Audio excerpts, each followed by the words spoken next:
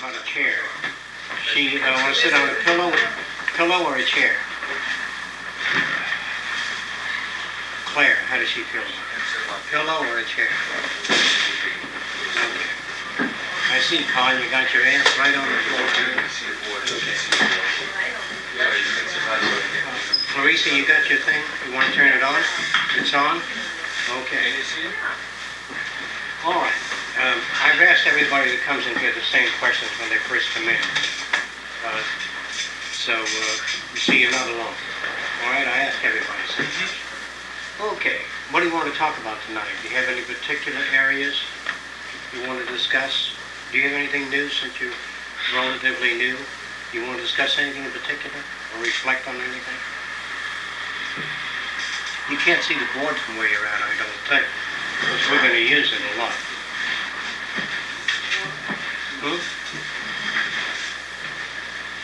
Okay, anybody want to discuss anything? It's your session to discuss anything at all about human beings, about lifestyles, or anything else. Yes? I was just down Dominica. Oh, did you see Ann? Yeah. She all right? Yeah. Do you like the island? I would like to stay forever. They had a little revolution while I was there. Sort of. A little revolution. Yeah, it wasn't really a revolution. They want to get rid of the guy who's running the country. And Because he started out with some new bills through Congress that would keep them from being able to strike in their unions and keep people from being able to aid people that were on strike. So the Defense Force ended up shooting at the demonstrators and some people died. Ever since that happened, I've been thinking a lot about small islands and the way they're governed. And, you know, how I don't know what you want. What do you want to know? Why do they have so much trouble? Why is it so hard to have some kind of effective system? What is an effective system? Well, one where people don't end up getting shot. How do you do that? Suppose you're born on an island, like Bob says, he has 500 acres and some people have nothing. And he says, get off of my land. And they're hungry, they got kids.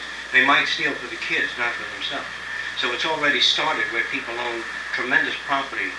The IT&T, the Bell Telephone Company, owns thousands of acres in the state of Florida. All the big corporations are buying up land. Pretty soon the land will belong to giant corporations. Now that's the way it is in the island. The islands are controlled. A lot of whatever money comes in usually went to a foreign power before. So it's already set up that way, which means trouble. Now if you want to come in and change the laws and the rules, how do you unseat people? You've got a car, right? Yeah. There are many doctors and humanists that live in South America that could use a car. You're not going to send them your car, right? Well, those people who own land don't want to give it up. Is that clear? Okay. Now, I got a big refrigerator in the kitchen, but I'm sure some hospital in Latin America can use it for medicine, keep it in. And so we just don't part with anything, you see? And everybody says, why can't the world be a better place while they hang on to their possessions? You probably don't remember this, but a rich man came to Christ. He said, I'm very much interested in what you're doing. What do you want me to do? First, give away your money, your houses, and your property, and your territory. He says, well, how will I eat? You know, and follow me. And the guy said, no. Okay? And that's where you're at today. They're still saying no. As long as they say no, there's going to be trouble. As long as you own things that I want, as long as you have scarcity and hunger, you're going to have trouble. As long as you teach children that some women are pretty and some are not pretty, you're going to have jealousy and envy. But if, like I said before, children hug anybody. If grandma comes with no teeth, no hair, and plays with the kids don't look at grandma any special way until she goes to school, the little girl. And they say, we're going to tell you the story of the old witch, see? And they start doing things to your kid's mind, see? The church does the same thing. The church is one of the most corrupt organizations on earth, which when I get through with you tonight, if you're still religious, it'll be all right. This is called an old witch in our school books, see? Okay? She might be a nice grandma, somebody's grandma, but that's the way they used to draw old witches, you understand? And when you get older, and you get older, and I get older. We all, the noses start like that. As you get older, it drops down. You understand? And most women, when they get older, will look like that. If you make it, if you get that far. So, if you start in school and you start telling kids that this is a funny old witch, and this guy is a nice guy, see? There's a real fine person, see? And this guy is a criminal type, see? You start drawing pictures and giving kids movie characters like that, he could be the kindest man that ever lived. But if you start and say, look at that girl, she's got no tits and no ass, whereas Jennifer has big tits. See, you start that kind of shit, and you cause people to look in preferential directions. See, when you start in school. There'll be no beauty contests in the future. No one will be talked to as funny looking, black, slanty-eyed bastards. None of that terminology. And this, you got to take all the kids, you want a better world, away from parents. Because all parents are abominably stupid, okay? They don't even know why they've got kids. They just have them. The guy says, I got 9 kids. So what? What do you do with them? Another guy comes up to me and says, I've been sober 20 years. I said, what do you do with your sobriety? He gets up and confesses all the time that I've been sober for 20 years. What the hell do you do with your life now? You know what I mean? I don't do anything.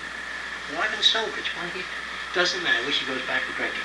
Unless he makes life better for others or uses that sobriety to make life better for all people. Now, I'm not asking you to be a do-gooder, but if you neglect people, they'll come back at you sooner or later. You're going to have a problem in this world. They're brewing now, because it took a long time to get to this point where the public no longer trusts government anywhere in the world. They're all corrupt, like we used to talk about. But now it's commonplace, see? And so, you get a better world after all hell breaks loose. Bottom has to fall out. Then it changes. And it changes to something very different than the world you knew. And as long as you believe that certain people are attractive and other people are less attractive, if you believe that, really believe that, then you're in for trouble.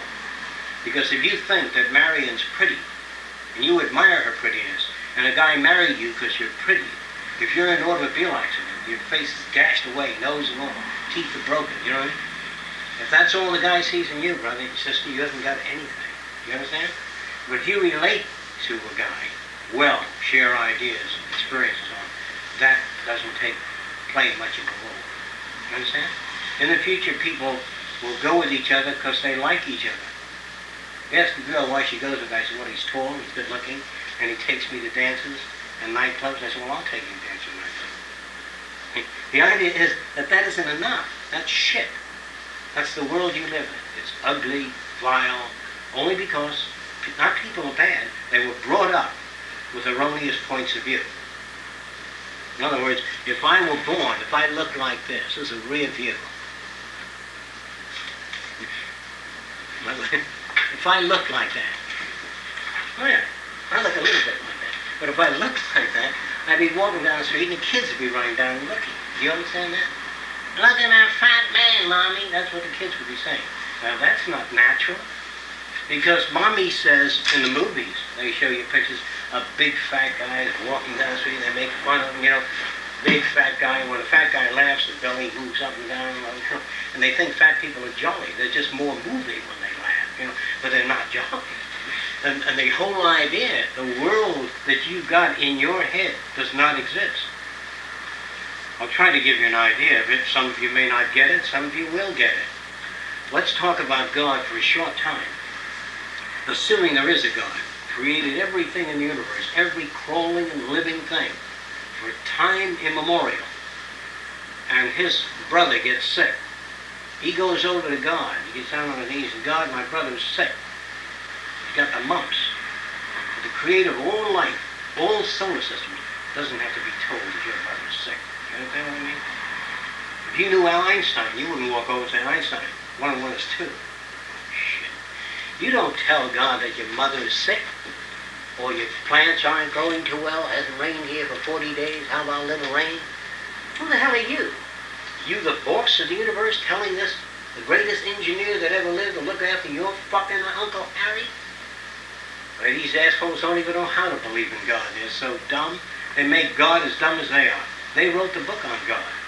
They wrote all about God. They said, he did this and he did that and he did the other thing. And nobody was around. Jesus never wrote anything. Well, these people are so abominably insane that they designed a God dumber than they are. Their God is dumb. In their books, it says that he created the earth, and he said it was good. Imagine that, he makes it, he says, that's good.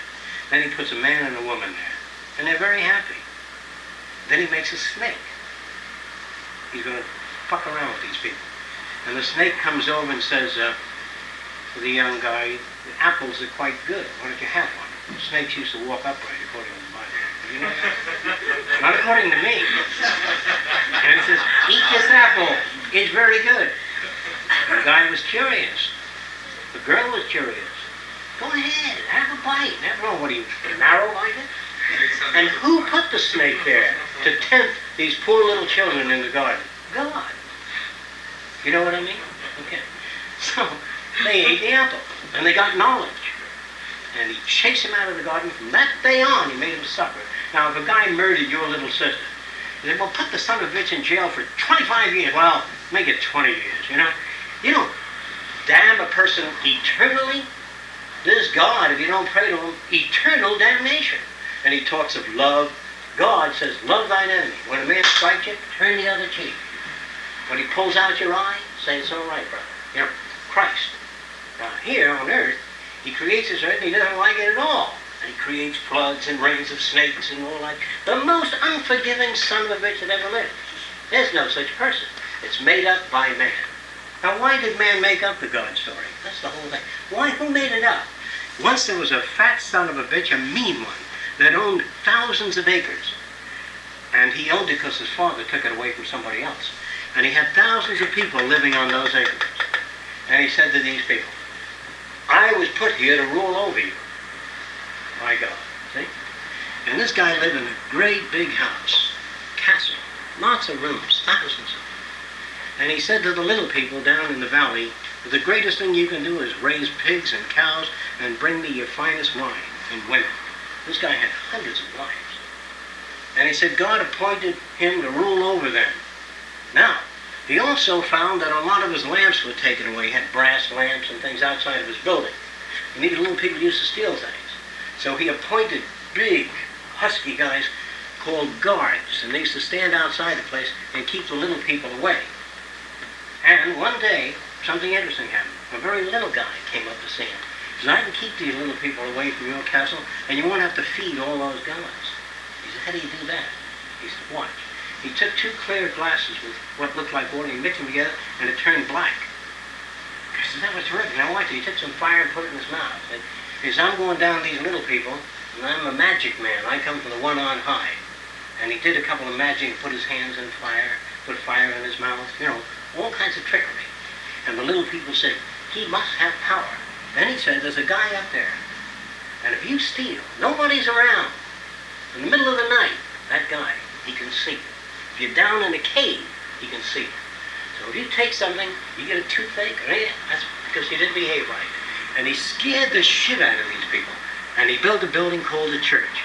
And in that building, it says, thou shalt not steal. And the only one that has anything worth stealing is this guy. And he conditioned all the little people not to take anything that doesn't belong to you. Where did this guy get the castle? Now, these people used to kill each other, fight with each other, all the time. So they went to church, and the church said, don't fight with your wife. Once you get married, don't fight. Don't fuck around with Jennifer. You're married to Louise. Don't do anything wrong, see?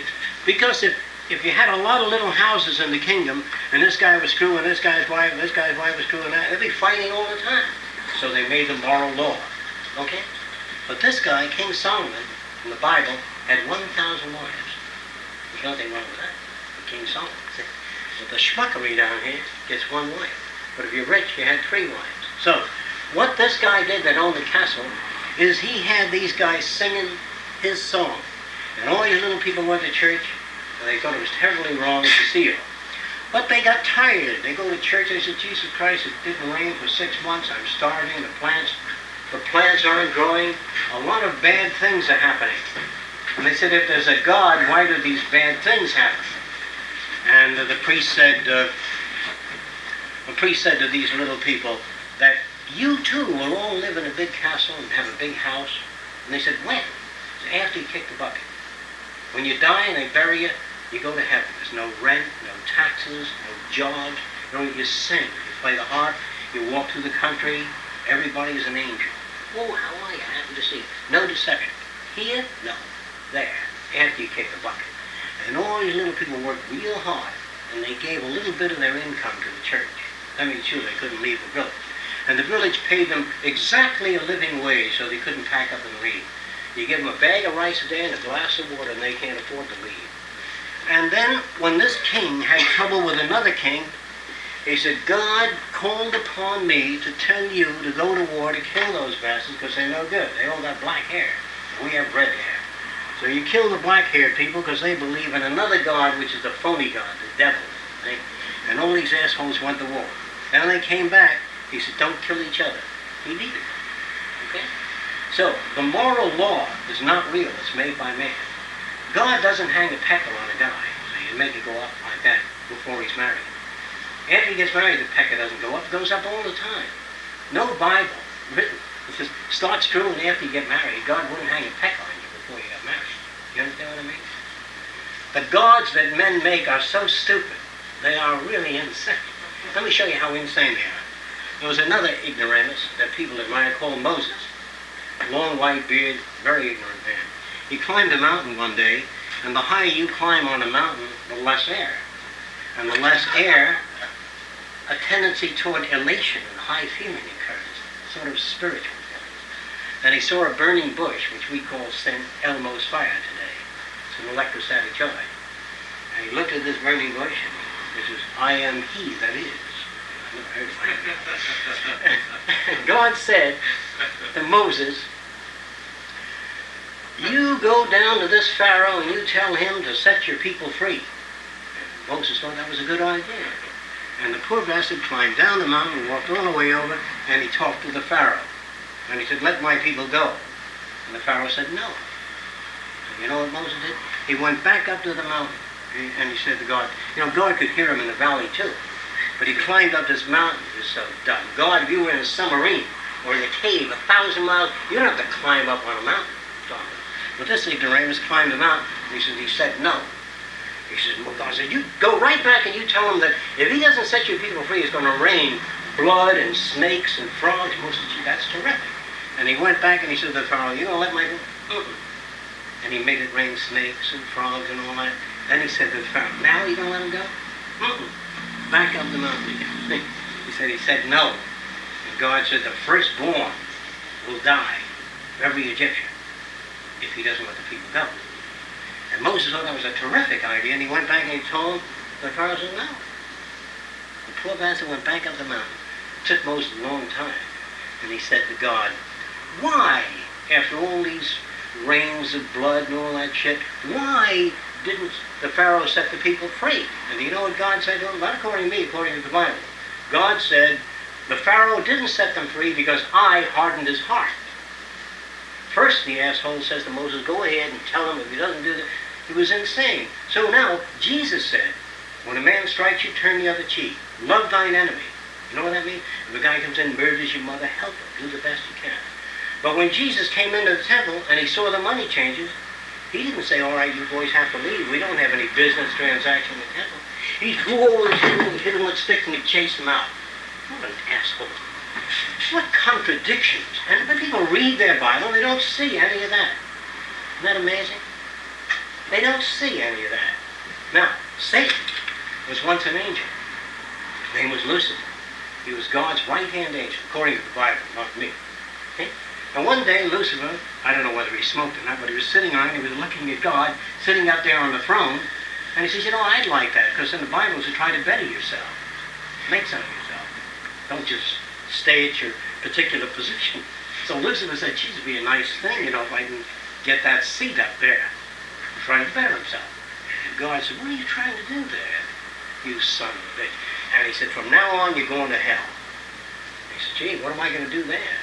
So God makes a law. He said, you will be known as the tempter. You're to walk over to a married guy and say, why don't you fuck around with Jim's wife? Have a ball, That's what the tempter is. The tempter is a person who goes around saying, hey, your boss got a lot of money in the drawer and he leaves at night. Why don't you take it? See, who made the temple? God. Then he made man so dumb and so ignorant. See? This kind of God, in other words, if you have a child, I don't know this, but I think you try to make her or him smarter than you are, if you had the ability to raise it, wouldn't you? Not dumber. God made man so dumb that he's made a graveyard of half the earth. He's destroyed things. Man invented the torture chambers, the rack, the gas chambers. You understand? And man thinks he's God's divine creation. And he thinks that God likes to be worshipped. So you sit down, you lie on the floor, and you say, you're terrific, God. You're magnificent. You're wonderful. And he puffs on the cigar and says, how about a little more? See, they make God that kind of person. Whereas Jesus, on the other hand, he went around washing the feet of his disciples. When he went around all day and did hard work, he didn't come in and say, all right, boys, I'm God's son. Shine my shoes, clean my feet, and scratch my back. He cleaned their feet. And there were 4 beds around. He'd lie on a stone and sleep. He says, no, you take it. But all these phony Christians today with their palaces and gold temples and shiny books and the fancy hat of the Pope, silk and gold, all Antichrist. Your whole fucking society is utterly corrupt. There's nothing to do with God. And the God that they wrote about was also a jerk, because it was made by man. It was a dumb God. If Jesus came back, or if there were a God, he looked at the earth and get the hell out of here. Terrible place. It's a terrible place because most things people believe in aren't true. In fact, people say, a lot of people, if you ask them, and they're honest, they say, what do you really want in life? They say, I want the truth. Anyone that asks for the truth has got to be ignorant. I'll tell you why. Oddly enough, there's no such thing as the truth. There never has been truth. I'll show you why. No one can tell the truth because no one knows what the truth is. Do you know where the oil is? I got it. Now I'm going to try to show you what truth is and what this guy, Einstein, tried to say about the truth. And I'd like to know whether you agree. If you don't agree, well, we have to discuss it, not get mad at each other, not kill each other. Einstein said that when a mouse looks at a dog, this is a bad drawing of the dog because we haven't got much time here. There's the dog, and this is a giraffe. Kind of a bad drawing too. When a mouse looks at the dog, he says, my, that dog is tremendous. And the giraffe says, tremendous. Small as hell. You're full of shit. And the mouse says, no, the dog is enormous. And the giraffe says, no, it's small. The truth, they're both right. From this point of view, the dog is big. And from this point of view, the dog is small. Einstein tried to teach people that nothing is true except from your point of view. If your mother looked like this, oh gee, this is not a very good pen. There's a sharp one here. If she looked something like this, kind of a Ubangi, you know, living in the jungle, she would be beautiful to you. If she raised you and you never saw anybody else, do you buy that? Or you're not sure? Okay. Now, when you saw a person like Birgit or anything, you'd run away. You know what I mean? They'd look funny to you. And what is the truth? There's no such thing. Depends on where you're brought up. If everybody in town had legs like this,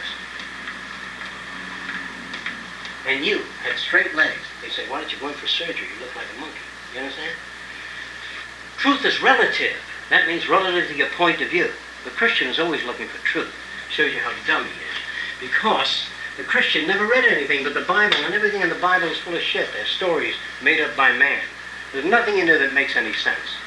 Some whale swallowing some guy, and cities sinking, and a guy cutting his son's head off, and tormenting, torturing, this guy killing his brother, and the other guy killing his uncle. The Bible is loaded with filth. It's anti-everything fine. Oh, that people read about wear a white collar, you know, when they walk around like this, and they stand like this. Did you know that? But before they had the white collar, they stand like this. The minute they were ordained, they stand like that. It says, hello, my children. You know, oh, shit. Anyway, these men are dumb. Now, every time Einstein got any money, he built a new wall in his house. It was full of books. You couldn't see the wall at all. And you asked him, geez, you're very bright. He said, no, there's thousands of books I want to read. And this asshole with the white collar got one book, the Bible, and it's full of shit. There's nothing in that Bible that tells you how to grow corn, get rid of a headache, you know, make life better, relate to people. Nothing in there.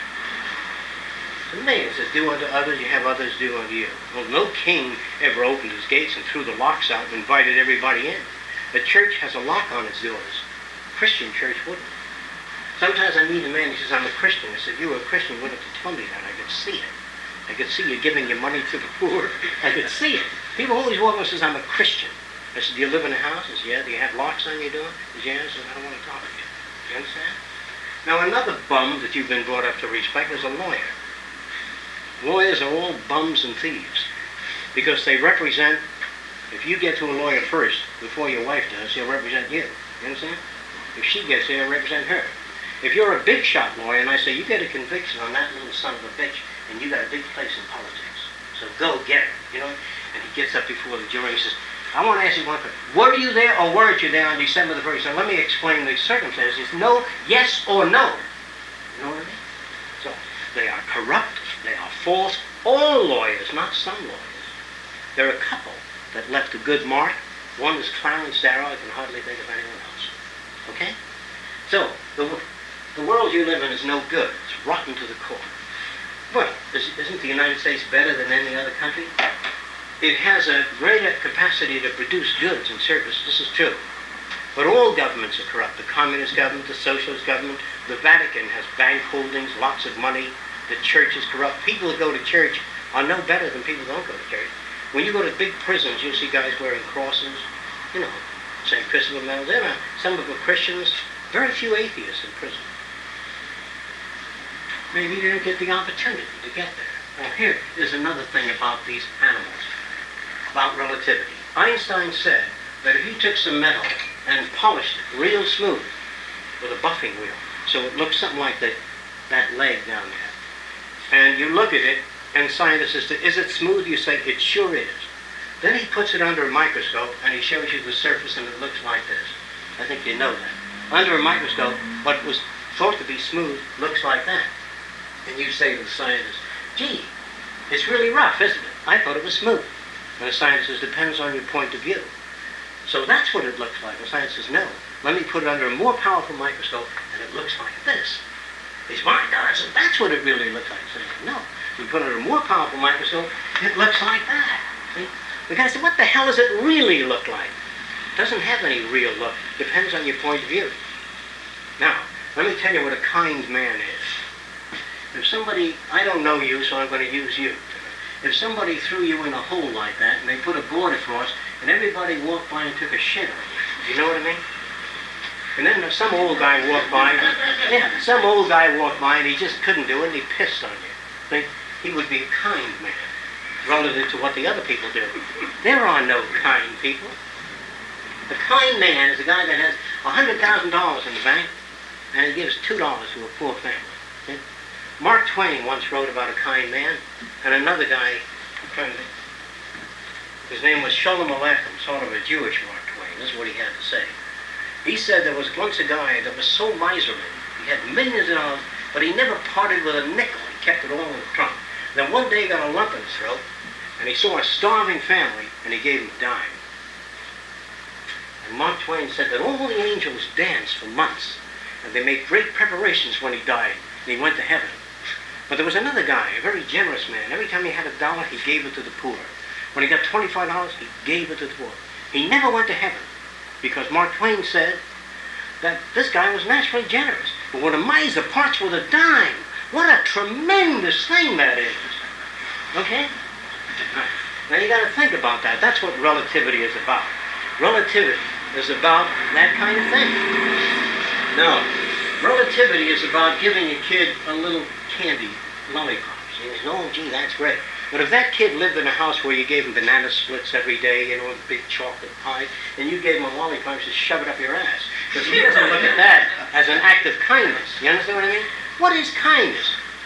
When you're starving, the government sends you a little corn. And everybody says, gee, how nice. When the king walks out with the Queen of England, gets $500 million in the bank. You know what I mean? As he gets, I forget how many million for doing nothing. Wears jewelry, lives in a big house, occasionally throws coins to the poor. Like shit. And you're brought up to believe in these people. Why, that guy's a lawyer. guy's a doctor. You're brought up to respect all these people. The most respectable people in the world are prostitutes, because they know what they're doing. And the biggest bums in the world are the guys that go to prostitutes. And the bigger bums are the police and the judges. The most corrupt people in the world are judges. And this hasn't happened yet. You're living in a world that's changing very fast. Soon all these bums that run your country, all the people that you respect, we call them Satan's disciples, or the unholy three, I'll tell you who they are. The banks, the military, anybody know who the third one is? The clergy, the church. They're always together. In times of war, there's the man with the pointy hat and the white collar blessing war tanks and soldiers, throwing water on them. Did you know that? In battleships. In this country, America, they throw water on the war tanks and bless the soldiers. In Italy, they throw water on the soldiers and bless them. And they all get together and they kill the shit out of each other. Then they come back and they read Supreme Unction. Listen, how stupid the world is. If you had a terrible bellyache or something, you might get an ambulance to take you somewhere. But if you kick the bucket in this country, they put you in a box. See? And if you can afford it, it's got silk and air foam rubber, everything in that box. You never had it when you were alive. And it's nice and soft. They powder your face. And they put police escorts in front. You don't need it. You can't even hear it. And they take you to the graveyard. And they bury you. They shoot your body full of fluid, called embalming fluid. The plants can't even live off you. And they bury this poor bastard down in the ground. And they put flowers out there. They little flowers. They talk about perpetual care. Well, what happens to this guy? He just stays there, and the embalming fluid leaks out, and they find a lot of embalming fluid in the drinking water in big cities. Did you know that? So, these assholes die, and they bury them. But people can't picture death. Somehow, when a guy is stepped on by an elephant, they can picture death. But if a guy dies whole, just lying, I think he must be alive, and he's not dead. You're no deader if you take a needle and stick it in your eye and move it around in your brain and mesh it up, and nothing happens to the outside, or flatten the guy out between two Empire State Buildings, like that. They're just as dead. You don't come more dead or less dead. That's right. Things people do for the dead. They have music, they have people singing. This guy is dead. People weeping like mad because they're guilty. They feel guilty. That's why they weep. But if you do the best you can for other people, treat them as nicely as you know how. If I were a Christian, a real Christian, and my son died, I would rejoice because he's now with the one on high, not weep. What are you complaining about? The Christians are so fucking phony that they weep when somebody dies. They believe they're supposed to be with God. Why, if my son or you can go on a vacation and see the whole world, I'd be happy for you. But if I knew you've now gone to God, I'd be jumping rope and rejoicing. And the Christians weep and pull their hands, walk behind them. Why did it have to happen to me? Why, they're phony. That's why they weep. They see the guy lowered in the grave and he ain't coming out of that anymore. And that's why they weep, because they're full of shit. You understand? A real Christian doesn't put money in the bank. He says, well, I'm going to look for tomorrow. A real Christian knows that God will take care of him. He'll give away every nickel and every dime. He goes, well, how are you going to eat tomorrow? I don't need to worry about that. Now, let me tell you what a real Christian might be. I can do this as far as a real Christian goes. If I were walking down the street and Satan came over to me and said, Fresco, how would you like kingdom over the world? Give me your soul. That's called a tempter. If you've seen God, God is so enormous compared to Satan that Satan can't even tempt you. You know what I mean? If you know there's a God or believe in a God that created all life, all the universe, all things, and there's a place so glorious it's beyond description, and this little asshole with the pointy head comes over and says, how would you like kingdom over here? How funny are we gonna... He don't stand a chance. Why don't you screw your best friend's wife?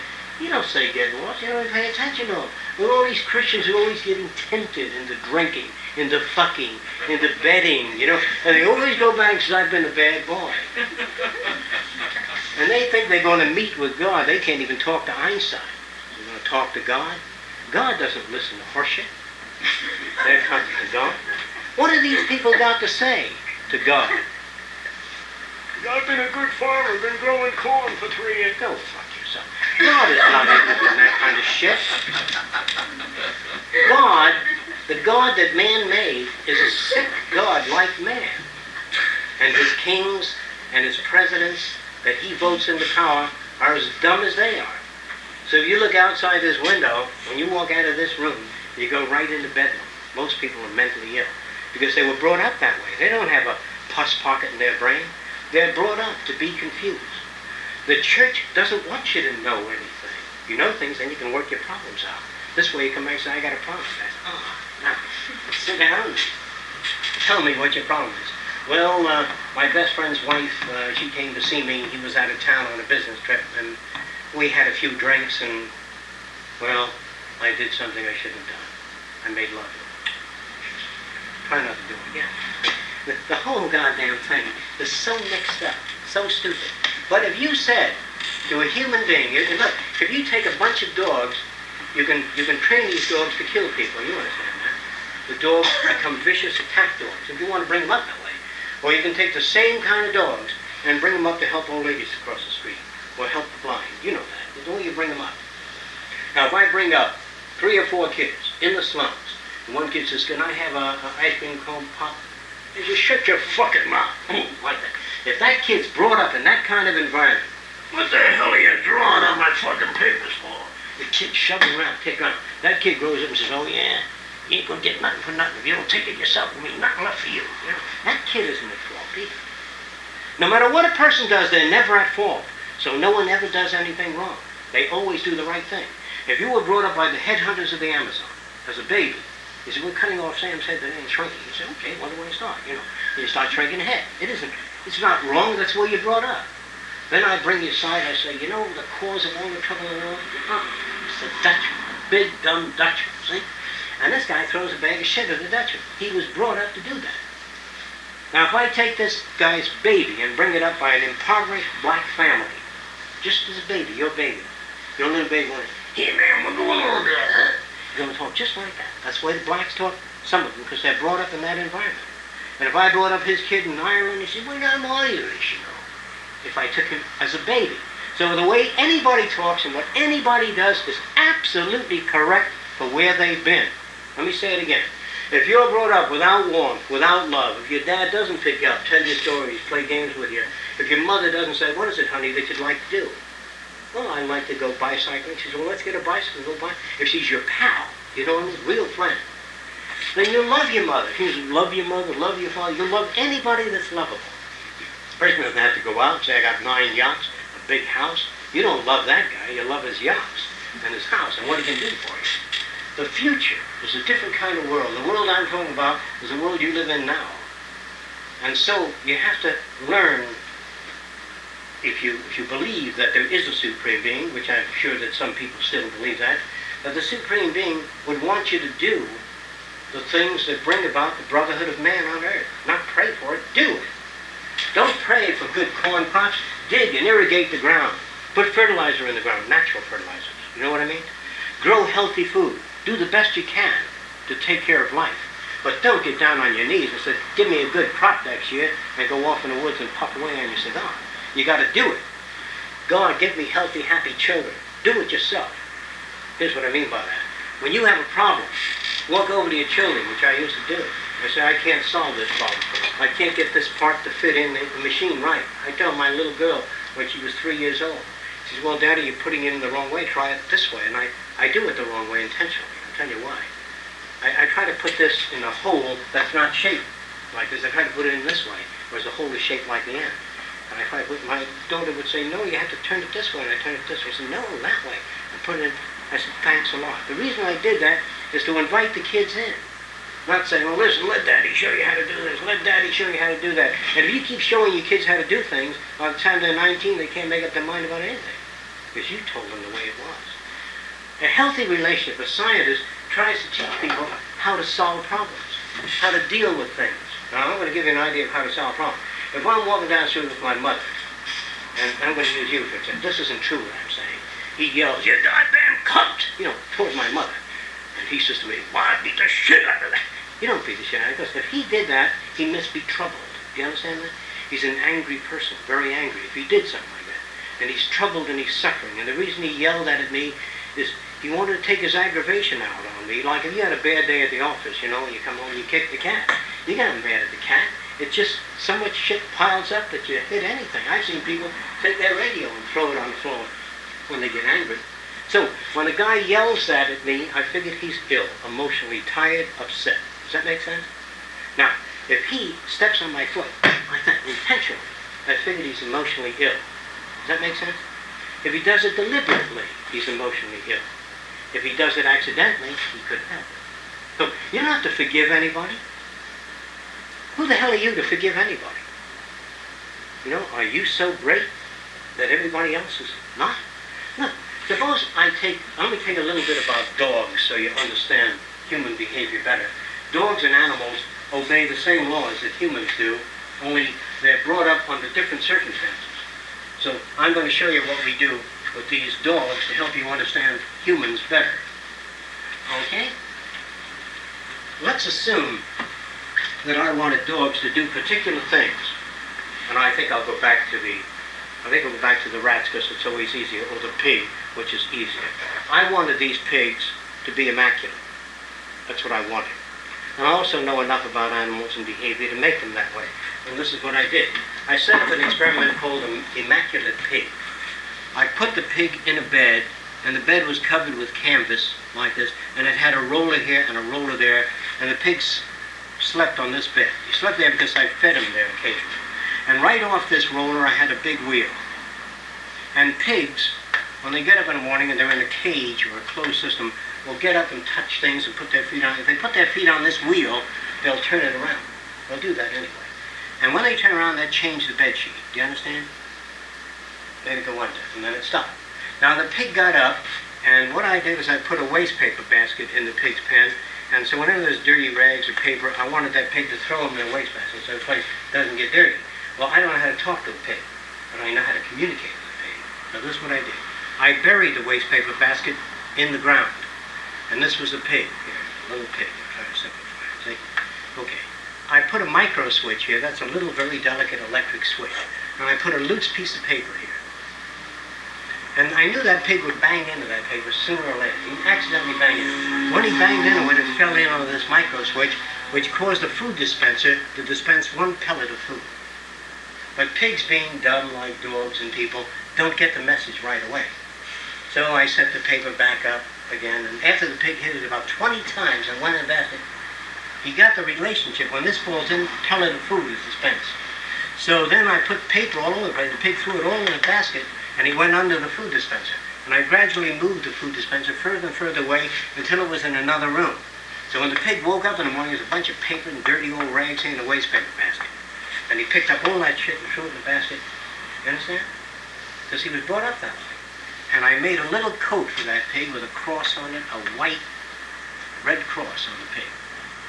Now, I also wanted that pig to take a shower, because, you know, it gets hot, pigs sweat like people. I wanted to take a shower. So I built a rubber unit that looked like this, and when the pig stepped on this plate, it caused the water to come out. But that pig wouldn't go through there unless I put a little bit of lettuce sticking out on the other end.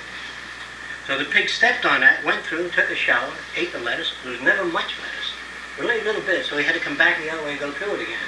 And there he took about 6 showers. He got never enough lettuce. And that's how the pig behaved.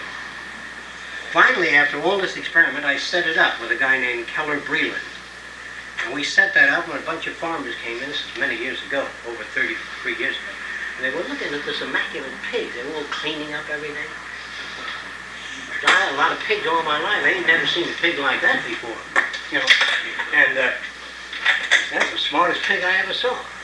Well, you can get animals to do whatever you want to do if you know how to reach them.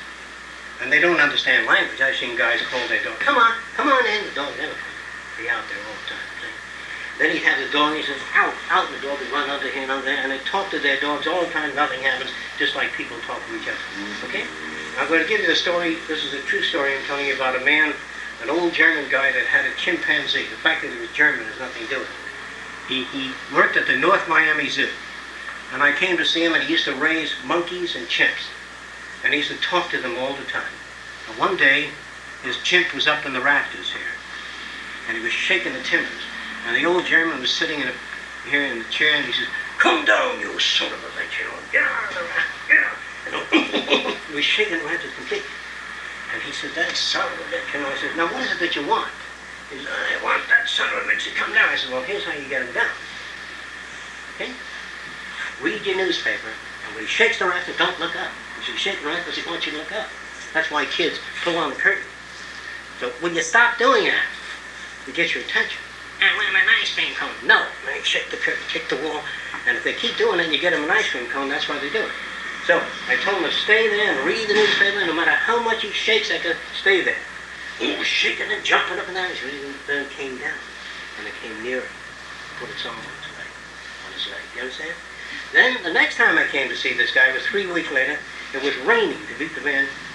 And he says to the Jim, don't go out in the rain. It will get you death of cold. Right out the door, jumping in the bus out there. Like that. And he says, come in, you son of a bitch, you over the thing and don't yelling. I said, just a minute, what is it that you want? I want that goddamn. I said, here's what you do. Leave the door open, close the lights. And he'll be right in. Okay? And he left the door open, closed the lights, in came the chair.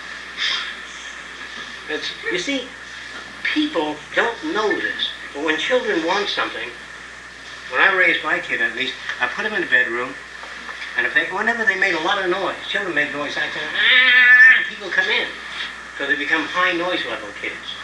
Whenever my kids made it, we never went in the bedroom. When the noise level cut down, then we came in. It was always very quiet. You put together, you never hear a goddamn sound, see?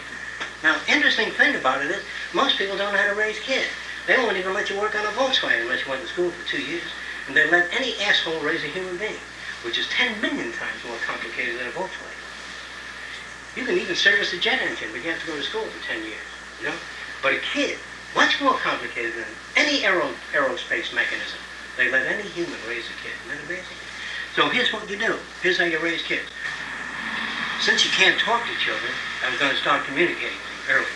I built a circle of lights that went on in a circle in there. He went over and he squeezed out when he looked up, nothing happened, but the circle of lights went on. So he used to crawl up and back, squeezing these different things. He was beginning to make contact with the outside. See? Now, here's another interesting thing we did. We now wanted that kid to walk. So, at a certain stage, when he was ready for it. The kid started to walk, and I had to go out of town for 2 weeks. So when I came back, my wife said that the child was crawling again, wouldn't walk. So I said, and she said, come on, walk to mommy. All our kids don't know what the heck you're talking about. Come on, mommy loves you. You know, the kid did nothing. So I said, now what, you want the kid to walk? Stay away with bullshit. Watch how easy it is. In the crib, he hangs on. So I took her broom, her new broom, and I sawed it in half. The reason for that was to hit her with it hard. What are you doing to my broom? And I took the kid out of the crib, put the broom in the thing, and walked around. You understand? Do you? Because that's a connection. Hanging on to something you can walk. And I took the saw and cut that in half. Only a little piece of wood in half. Very fast. Got it? Okay. Then when he was about 3, 4 years old, I used to put 3 dots on the blackboard, like that, and I'd cover them. And I say, okay, how many dots? And this way, all kids do the same thing. They point. They say, 1, 2, 3. I said, oh, Christ. I said, look, you can see there are 3 dots. You don't need to go, 1, 2, 3. All right? Okay. So I said, now, tell me how many dots are. And I did something like this. He said, 3 Danny, it was terrific. And I did something like that. 5. You go up to 23 dots, fast, without counting, if you do it slowly, okay? Another time, when my little girl would trip and fall, I used to look at my watch and move on. And I went, oh, my little dear, I'd walk away a little bit. She'd get up real fast. Then I turned and said, well, you got up yourself. She says, I'm not that little. Then you pick them up and pat them on the ass and hug them. You know what I mean? You don't keep bending down and let mommy help you. Let me do it. These people think they love kids. You love kids if you give them the ability to solve problems. You know, teach them how to work things out. Another time, my little boy, the wheel came off the train. He says, here, the wheel came off. It's terrific. I threw it in the garbage can. He said, when are you throwing it away for? I says, it's your train, not mine. I says, here, you want it? Yeah. He's working on the wheel. He says, I fixed it. Then you pick them up and say, gee, how did you do that? He says, well, I'm 2.5 years old. See? In other words, that's what you do. You reward kids for everything constructive and don't pay much attention to other things. And they turn out, all of them, good. There's no such thing as a bad person. A bad person is a person who was brought up. It's not mother's fault either, because she doesn't know either. She was brought up by some other asshole. You know what I mean? That gave them misinformation, so we get to hate our mothers and our brothers. And really, they're not responsible.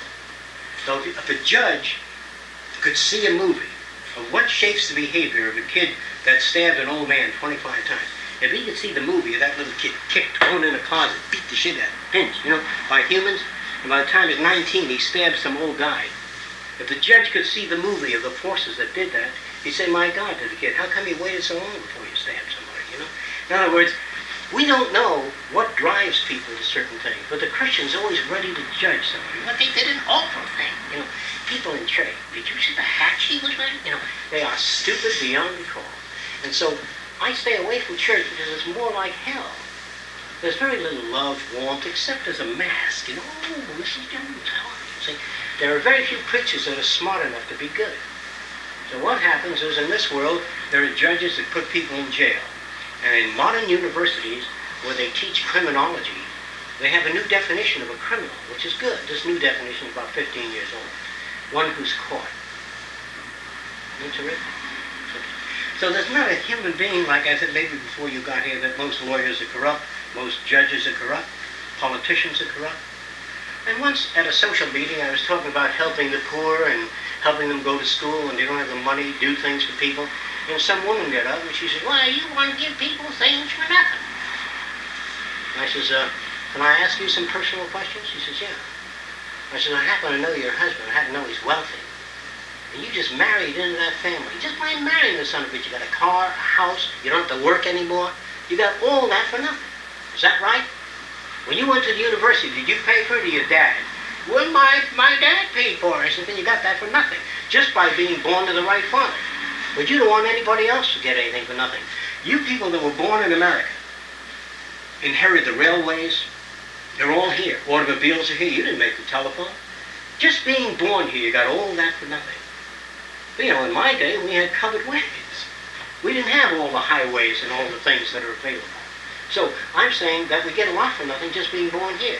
If you were born in India, Ceylon, you'd be crawling in the muck. You understand? So getting things for nothing is not bad. It doesn't hurt anybody.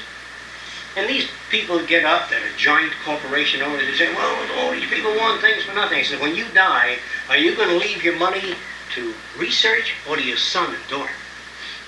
And what the hell have they done for it? You see what I mean? So being born to very wealthy parents gives you a lot for nothing. Now, just being born, you get for nothing. Yes, and mothers sometimes talk as though they engineered the child. They shaped the head and I gave it life and it blew the breath. They do nothing. They just walk around and clunk out it comes, whether you want it or not. Some guy has an orgasm. He's fucking, has a brilliant time, and then pretty soon the guy says, you're going to have a baby. He's, well, you're my son. Like he made it. He went in the shop and he sawed out the eyes and he molded it. And he's then not a god. Even if he farted and belched and didn't want the kid, it would come along anyway. See? So parents do nothing unless they work on the kids, unless they try to make you self-sufficient and show you that they have problems, that sometimes they're wrong, sometimes they don't understand things. When parents talk like that, they're terrific. And they're sure I've got problems occasionally. I don't know how to handle it. When a kid comes over and says, are you the smartest daddy in the world? You say, look, I can tell you how far the moon is, how long it takes to get there. I don't know where the hell I put my eyeglasses. See? Now you say the same thing. Was Einstein very smart? He can tell you how much the planets would vary in their orbit in 10,000 years. But he never knew where his time was. Couldn't find it. Looked all day long for it. And one day he had to lecture at one of the universities. And he put on some baggy pants. And they said, you can't go and lecture with those pants. He said, what's the matter with them? They're clean. He said, there's no crease in it. They said, what's the crease for? What's that? What's it for? As long as you're wearing clean pants. Some asshole went down a crease. No? And we won't go out without that crease. How can you go out without your hair done up a certain way? So I'm just telling you, people are brought up to be stupid, insane. Other interesting thing about Einstein, he had an ordinary-looking house near Princeton, New Jersey, and the goddamn hedges were growing all over the place. And when he first moved in, the neighbors weren't there. They didn't know why. The goddamn guy won't cut his hedges, and the grass is wild and all that sort of thing. And they all got mad until they found out Einstein lived there. Then they drive their house. See those hedges? That's Einstein. In other words, If Rockefeller or Howard Hughes wears a torn, dirty shirt, farts and belches, they say he's a millionaire, he's eccentric. If you do it, you're a goddamn bum. Do you understand? So these people up there that you admire are not much better than anybody else. And the kind of things you believe in, most of you are wrong. That's why you're in trouble all the time. And if you learn how to think about the world in this way, in this sense, that people are the products of their environment. You can raise a dog full of hate or love. You can raise children so they love people. But don't blame anyone for anything. There'll be no prisons in the world we talk about. There'll be no hatred, no jealousy. And I'll show you what love is. If you're my wife and I'm in love with you, and you want to run off with the milkman, I help you back. You know, is that what you really want? I help you back.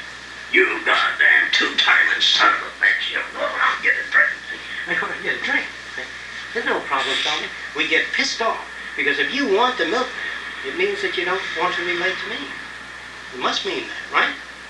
Now, when you go off with the milkman, if I love you, I will help you pack. Can you understand that? And I said, well, honey, why don't you take a tape recorder? You've always liked that, too. You see what I mean? No, I try to do that. And you say, well, what are you doing all these things? Well, because I love you. That's what love is. The other kind of shit, you two-timing cunt, running around and everything. And a normal person gets self-fucking uptight. But they go into a bar, give me a goddamn drink.